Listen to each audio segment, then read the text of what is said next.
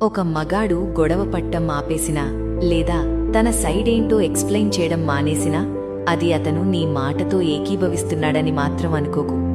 అది ఒక మనిషి నిన్ను కన్విన్స్ చేయడానికి తన దగ్గర ఇక ఎనర్జీ లేదని డిసైడ్ అయిన క్షణం. అతను ఫస్ట్ నుండి ఇలా సైలెంట్గా లేడు.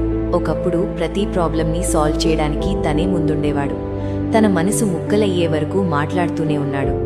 నేను క్లియర్గా చెప్తే ఏదో ఒకరోజు అర్థం చేసుకుంటారు అనే ఒక అబద్ధాన్ని నమ్మాడు. కానీ కేవలం రిప్లై ఇవ్వడానికే వినే మనుషులకి తన మాటలు ఎప్పటికీ వినిపించవని అతను హార్డ్వేలో నేర్చుకున్నాడు. అతని ప్యాషన్ని నువ్వు అగ్రెషన్ అన్నావు, తన ఫీలింగ్స్ని కంప్లైనింగ్ అని తీసిపారేశావు. ఎంత ఓపికున్న మనిషికైనా ఒక లిమిట్ ఉంటుంది. అరుపుల్లో దొరకని క్లారిటీ అతనికి మౌనంలో దొరికింది.